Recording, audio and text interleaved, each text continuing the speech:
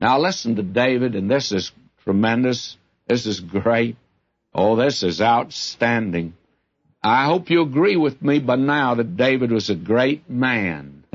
But he was human like I am and you are. He stumped his toe. He had his faults. He committed his sin. But he never lost his salvation, and he never lost his zeal and desire for fellowship with God. And he knew God. Listen to him. Verse 13. David said unto Gad, I'm in a great strait.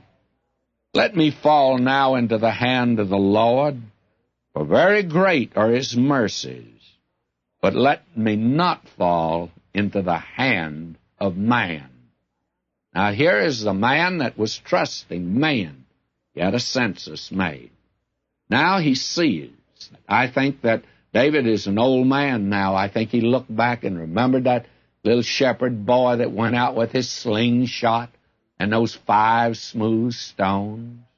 And at that time, David was trusting the Lord, you remember. Oh, his testimony. But he does like a great many of us. We trust God for salvation, but we don't trust him for the problems of life. And David now, he looks around about his enemies, and they are in great number now, of course. They're giant nations. And David wonders whether his arm is big enough. He didn't think whether his God was big enough. His God was bigger than the giant. His God's bigger than all the nations. But David takes a census. How many times have you and I taken a census? We didn't really trust God. We put our faith in something else. Didn't really trust him. And now David says, don't let me fall into the hand of man. I don't want to trust him. I want to fall in the hands of God. Why? Because he's merciful. David had learned that God is merciful. I'm afraid many of us haven't learned that either. He hath not dealt with us according to our iniquity. He hasn't rewarded us according to our sin. If he did, we'd be in a bad way today. You know why? God is merciful. And he's merciful in salvation. You know, God holds out salvation to a lost world. And on what basis? Why, he is the mercy seat.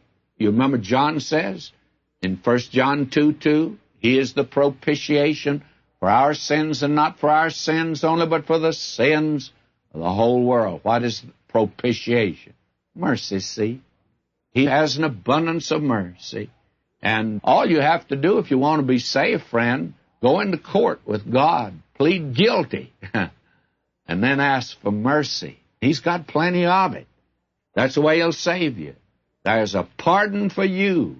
You must claim it. Then there's the mercies of God and providence. I look back on my life, and I think, oh, how good he's been.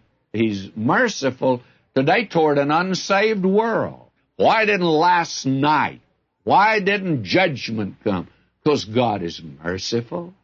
It's coming someday, but he's long-suffering. He's merciful. And he's merciful to us. He pitteth his children. He looks upon us. And then, my friend, may I say to you, there's mercies of God for the future. Oh, give thanks unto the Lord, for he's good. Psalm 136:1. God will never cease to be merciful. It's not a happy disposition with him. It's not a development of character. He didn't read the book How to Make Friends, Influence People. God is merciful. And David casts himself on the mercy of God.